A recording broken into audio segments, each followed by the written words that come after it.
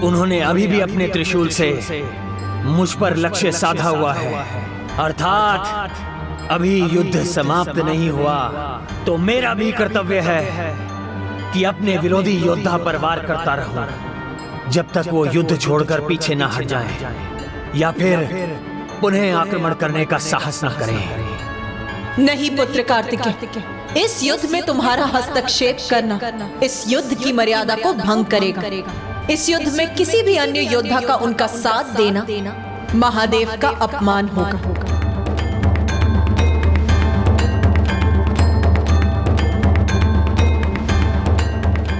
लीजिए महादेव, अब मेरे शक्ति त्रिशूल का वार सही है।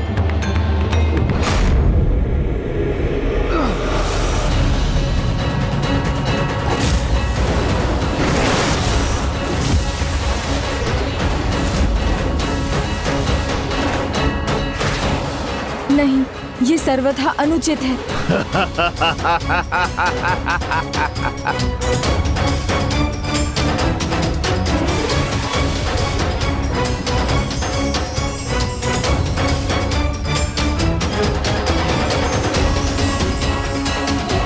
शिव की शक्ति का प्रयोग, वो भी उनके स्वामी के विरोध। कोई मूर्ख नहीं, कोई महामूर्ख ही ऐसा करने की मूर्खता कर सकता है।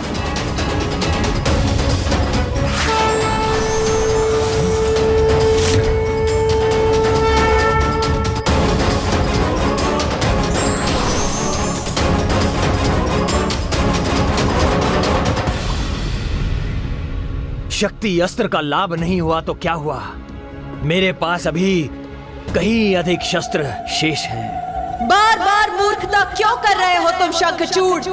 कोई भी दिव्यास्त्र महादेव का अहित नहीं कर सकता। ये मेरी मूर्खता नहीं है देवी, ये एक योद्धा का विजय के लिए प्रयास है जो मैं निरंतर करता रहूंगा जब तक महादेव को एक पग पीछे नहीं हटा देता।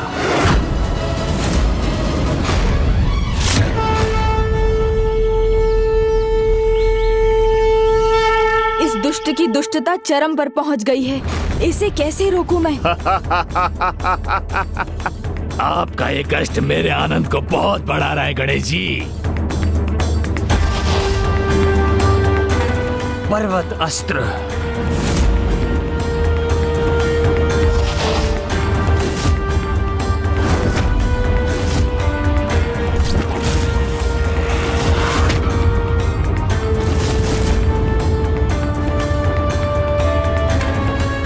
ये पर्वत अस्त्र अवश्य ही महादेव को पीछे हटने पर विवश कर देगा।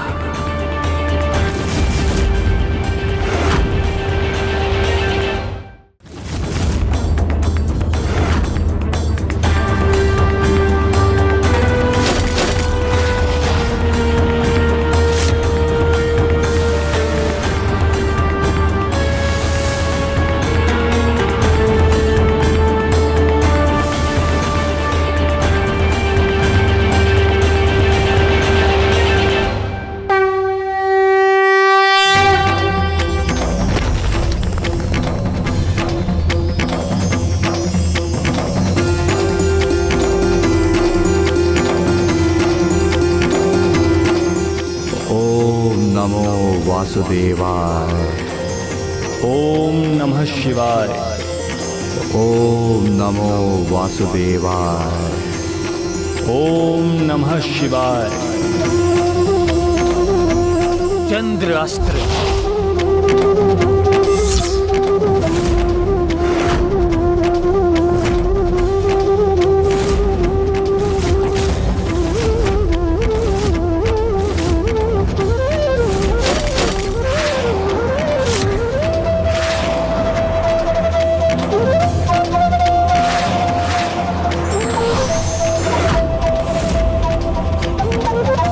तेज प्रभास्त्र।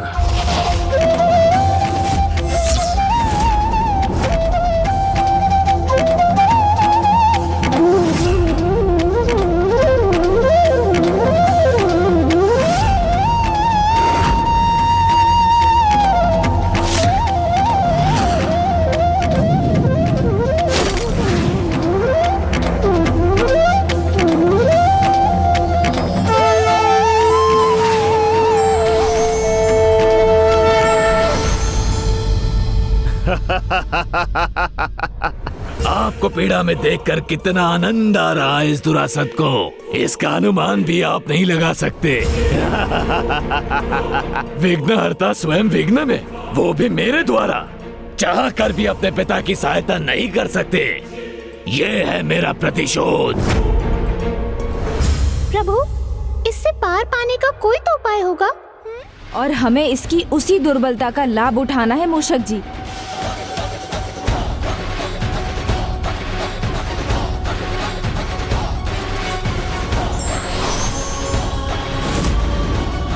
अग्नि अस्त्र।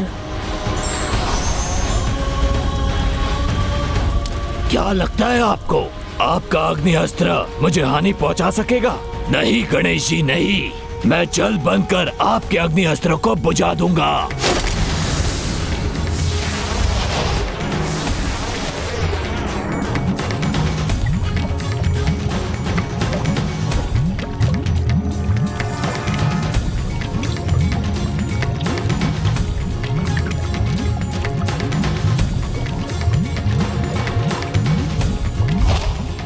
देखा, मैंने कहा था ना, आपका अग्नि अस्त्र व्यर्थ हो जाएगा। किंतु शीतल अस्त्र तो व्यर्थ नहीं होगा। द्रव्य रूप हो या वाष्प, शीतल अस्त्र का प्रभाव तो सभी पर पड़ेगा।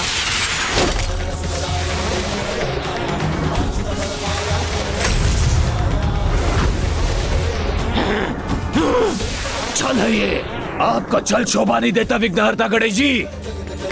किंतु जो भी है, जैसे ही आपके शीतल अस्त्र का प्रभाव कम होगा, मैं फिर से पिघल जाऊंगा और अब मैं आपको कुछ नहीं करने दूंगा। नहीं दुरासद, तुम्हें पिघलने का अवसर नहीं दूंगा। मैं तुम्हें उठाकर इस ब्रह्मांड के ही बाहर फेंक दूंगा।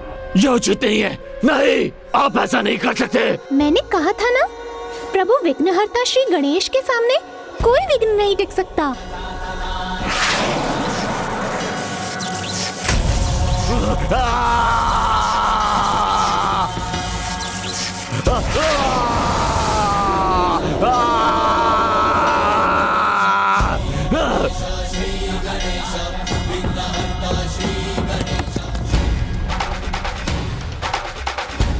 विघ्नहर्ता गणेश जी पुनः युद्ध भूमि में आ गए।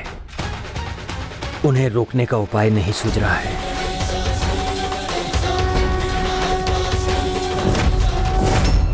परंतु इससे पूर्व कि वो महादेव तक पहुंचकर उन्हें मुझे पराजित करने का रहस्य बता दें, मुझे अपने श्रेष्ठतम अस्त्रों का प्रयोग करना होगा।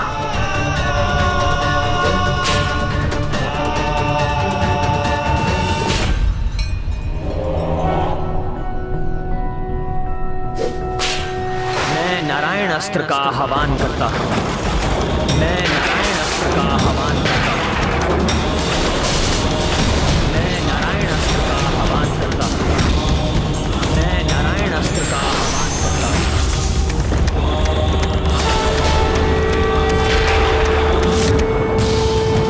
पिछली बार जब पिताश्री एवं प्रभु नारायण में युद्ध हुआ था, वो अत्यंत भयंकर था। उसकी पुनरावृत्ति नहीं होनी चाहिए।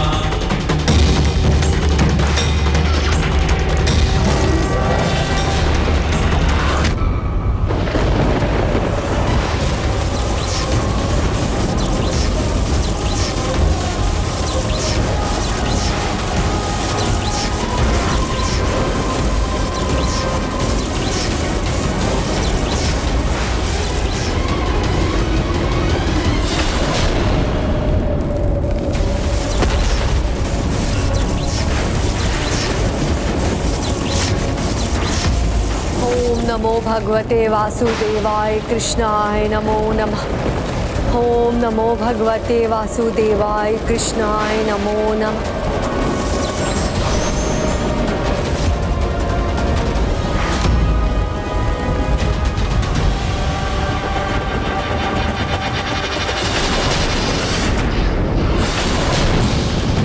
अब तो केवल दो ही संभावनाएं हैं और दोनों मेरे पक्ष में हैं।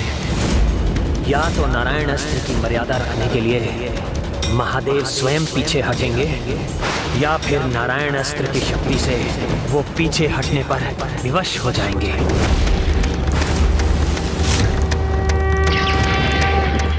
प्रभु, महादेव यदि कृष्ण कवच पर प्रहार करते तब भी इतना भयंकर परिणाम ना होता जो अब होने जा रहा है।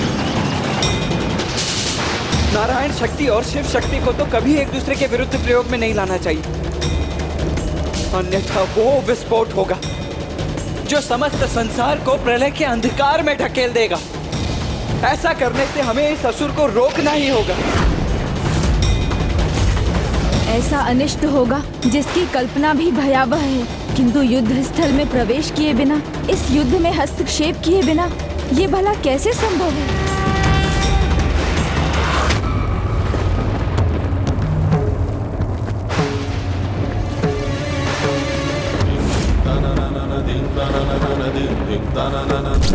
ओम नमो वासुदेवाय। ओम नमो वासुदेवाय। ओम नमः शिवाय। ओम